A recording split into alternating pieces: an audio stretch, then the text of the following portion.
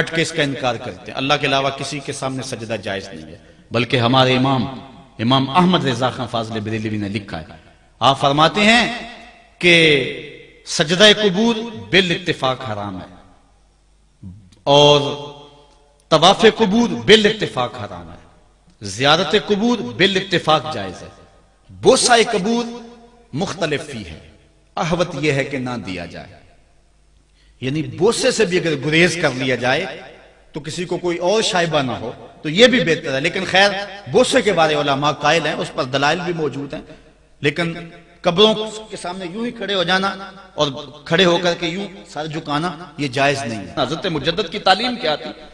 یہی بات کہی تھی اکبر نے کہ سجدہ نہیں کرتے تو ساری جھکا دی، آپ نے فرمایا نہیں جھکاؤں گا، پھر اس نے آپ کو دربار میں بلوایا، سازش کی، دروازہ چھوٹا رکھا کہ حضرت مجدد الفسانی جب داخل ہوں گے تو سر جھکا کے تو گزریں گے تو کہوں گا لو سر جھکا ہی لیا، لیکن جن کے سر کو اللہ بلند کرے کون جھکا سکتا ہے؟ حضرت مجدد جب دروازے پہ پہنچے تو سمجھ گئے کہ یہ میرے لیے ایک جال بنا گیا ہے کہ جھکوں گا تو گزروں گا، آپ نے پہلے اپنی ٹانگیں داخل کی۔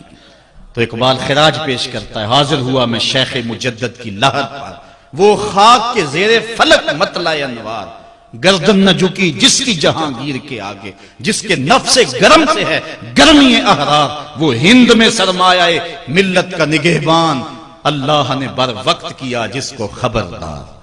اس لیے کسی کو اپنے سامنے جھکانا یا کوئی میرے لیے کھڑا ہو، حضور نے یہ بھی فرمایا کہ جو شخص یہ ارادہ رکھے کہ میرے لیے لوگ کھڑے ہوں اپنا ٹھکانہ جہنم میں تلاش کرے۔ آج خود اگر کوئی کھڑا ہو جائے تو یہ اس کی مرضی، اور حضرت سعد آئے، حضور نے فرمایا قوموا الی سیدکم، یہ تمہارا سردار آیا، اس کا اٹھ کے استقبال کرو، لیکن اگر کوئی خود چاہے کہ میرے لیے کھڑے ہوں تو اس کے لیے یہ وعید فرمائی۔ اس طرح اگر تمہارے کوئی ہاتھ چوم لیتا ہے لیکن ہاتھ چومنے کے بغیر یوں گردن جھکانا یہ درست نہیں ہے، لیکن ہاتھ چومنے کے لیے تو وہ صحابہ کے عمل سے ثابت ہے، لیکن اگر کوئی چاہے کہ میرے ہاتھ چومے جائیں اور اگر جو نہیں چومتا تو اس سے ناراض ہو جاتے ہیں۔ میں ایک دفعہ ایک صاحب کو ملنے گیا تو ہم ہر شخص کے ہاتھوں نہیں نہ چومتے، آخر جو ہے وہ کسی کے ہاتھ چومنے ہوں تو پھر کچھ دیکھنا بھی تو ہوتا ہے، دل اسے دے دیں جو دل بر ہی نہ ہو، تو ہم تو کسی کے ہاتھ چومتے ہیں نا، ہم وہ ہاتھ چومتے ہیں، وہ پاؤں چومتے ہیں جو راہ حق کے مسافر ہوتے ہیں، ہم ان ہاتھوں کو بوسہ دیتے ہیں اور اگر ہماری آنکھوں کی پلکوں کے ساتھ لگ جائیں تو اعزاز سمجھتے ہیں۔ تو خیر میں نے مصافحہ کیا تو ناراض ہو گئے، انہوں نے پکڑ کے میرے ہاتھ چوم لیے، کہنے لگے لو کیا بگڑا ہے میرا؟ میں نے کہا کہ ٹھیک ہے تمہارا کچھ نہیں بگڑا لیکن میرا بھی کیا بگڑا اگر نہیں چومے تو یہ عجیب سی کہانی ہے، ناراض ہو جاتے ہیں، ایک بت خانے بنے ہوئے ہیں، لوگ آئے ہمیں خدا ملاؤ، تم نے اپنی پوجا شروع کروا دی، لوگ آئے کہ خدا کا نام جپا جائے اور تم صرف اپنی ہی خوشامد چاہتے ہو، ہر وقت تمہارا ہی ذکر ہو۔ میں کتنے آراس کو جانتا ہوں جہاں اللہ رسول کا ذکر نہیں ہوتا، پیر کا ہی ذکر ہوتا ہے، کرامتیں بیان ہوتی ہیں، اور پھر آج کل جھوٹی کرامتوں کا ایک کاروبار چلا ہوا ہے، عجیب رنگ ڈھنگ ہے، عجیب بات ہے، خوابیں گھڑی جا رہی ہیں، کرامتیں گھڑی جا رہی ہیں۔ میرے پاس بھی کئی لوگ آئے خوابیں لے کر، جی یہ ہم نے دیکھا ہے، میں نے کہا تم نے دیکھا ہوگا میں نے نہیں دیکھا ہے۔ لوگ بڑے مفاد پرست ہیں، بڑے بڑے رنگوں میں آتے ہیں۔ ایک بندہ میرے پاس ایک دفعہ آیا کہ جی میرے پاس 12 موئے مبارک ہے، میں 2 آپ کو دینا چاہتا ہوں۔ میں نے کہا تو لوٹ سیل لگائی ہوئی ہے، موئے مبارک کوئی تماشا ہے؟ جہاں سے مرضی کو بال اٹھا کے کہہ دیتا ہے یہ حضور کا موئے مبارک ہے، یہ کوئی تماشا ہے؟ اگر کوئی ہے اور کثرت سے دنیا پر موجود ہیں وہ تو برکت والی بات ہے، لیکن آج ہر لئی میں رازدار دین شدے والی بات ہے، اور ہر شخص جو مرضی دعویٰ۔ ایک بندے نے ایک دن مجھے رات کو فون کیا، جناب کہاں ہے؟ میں نے کہا گھر میں ہوں۔ کہنے ذرا باہر نکل کے دیکھو۔ میں نے کہا کیا ہے؟ کہا جی آسمان کی طرف دیکھو۔ میں نے کہا ہوا کیا ہے؟ کہنے لگا چاند کے اندر حضور کی تصویر ہے۔ میں نے کہا تو پاگل ہے، لوگوں نے زندگیاں گزار دی اور زیارت نہ ہوئی، اور تو جو ہے لوٹ سے لگا دی ہوئی ہے کہ چاند کے اندر تصویر لگا دی۔ میں نے کہا کمال ہے، کوئی بات کرنے والی ہے تیری؟ ہمارے ہاں ذوف الاعتقادی اتنی پھیل گئی ہے کہ جو بات کرے لوگ پیچھے دوڑ پڑتے ہیں۔ کئی ایسے واقعات ہوئے ہیں، کوئی کہتا ہے میرے گھر میں حضور کے قدم لگے ہیں، کوئی کچھ بول رہا ہے، کوئی کچھ بول رہا ہے۔ یہ لوگ اللہ سے ڈرتے نہیں ہیں، خوف نہیں کرتے۔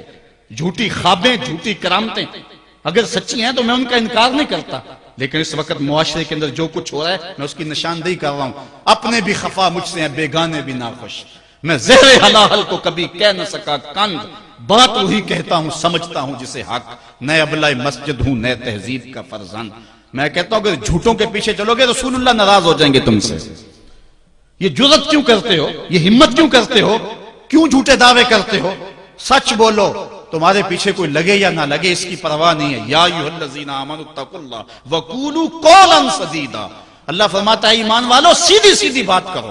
پھر کیا ہوگا؟ یصلح لکم اعمالکم ویغفر لکم ذنوبکم. وہ تمہارے اعمال بھی ٹھیک کر دے گا، تمہارے بخشش بھی فرما دے گا. نہ لوگ اکٹھے ہوں، نہ مجمع بنے، نہ حلقہ بنے. یار یہاں تو 72 ہوں تو وہ بھی قبول ہے. یہاں مقدار نہیں دیکھی جاتی، یہاں معیار دیکھا جاتا ہے. سر نہیں گنے جاتے، دل گنے جاتے ہیں. یہاں یہ دیکھتے ہیں. مت لوگوں کو جو ہے وہ کھلونے دے کے بہلاؤ اور لوگوں کی عقیدتوں کو لوٹو اور لوگوں کے ساتھ ظلم کرو، زیادتی کرو، اپنی آخرت بھی کالی کرو اور لوگوں کی آخرت بھی کالی کرو. آپ دیکھیں دائیں بائیں، اپنی نظر رکھیں. نگہباں بن کے جو اہل چمن کی آبرو لوٹے. چمن والو عقیدت چھوڑ دو ایسے نگہباں کی. کوئی حق کا مسافر تلاش کرو، چاہے اس کے کپڑے پھٹے ہوئے ہوں، کرامت اس کی نہ ہو ساری زندگی کے اندر، لیکن محمد عربی کی غلامی تو ہو نا. حضرت شاہ نقشبند بخاری سے کسی نے پوچھا حضور آپ کی کوئی کرامت؟ فرمانے لگے اس سے بڑی کرامت کیا ہو سکتی ہے؟ اتنے گناہوں کے باوجود زمین پہ چل رہا ہوں اور زمین مجھ کو دنسا نہیں لیتی اپنے اندر. ہمارے بزرگوں کی تو کہانیاں یہ تھیں اور آج تھوک کے حساب سے کرامتیں دی جا رہی ہیں. آج کے پیروں کی اتنی کرامتیں، غوث پاک کی بھی اتنی کرامتیں بیان نہیں ہوتی جن کی ان کی کرامتیں بیان ہو رہی ہیں. دڑا دڑ کرامتیں بیان کر رہے ہیں. ایک بندے کے یہاں بچہ پیدا ہوا اور اس نے یہ شور کر دیا کہ یہ رمضان کے دنوں میں دودھ نہیں پیتا، اس لیے کہ حضرت غوث پاک بھی نہیں پیتے تھے، وہ بھی پیدائشی غوث تھے اور یہ بھی پیدائشی غوث ہے اور رمضان کے دنوں میں دودھ نہیں پیتا.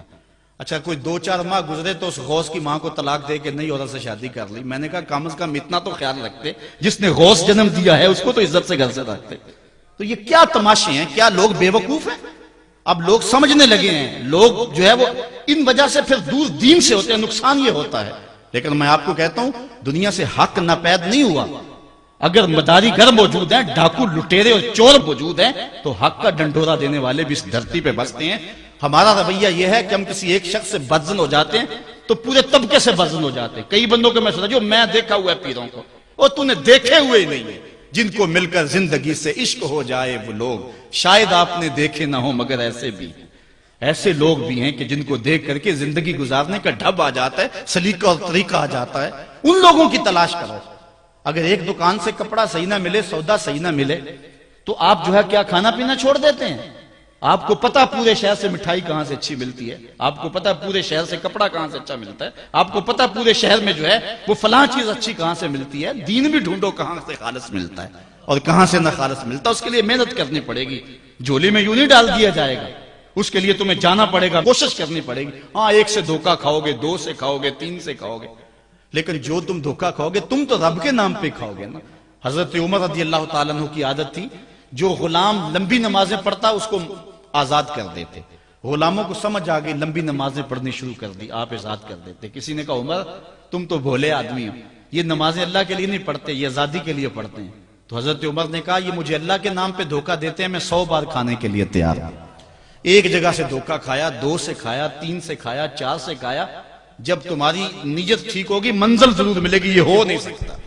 خورش بے بدرہ جو کب کو حمام کہ یک روز افتد ہمائے بدام.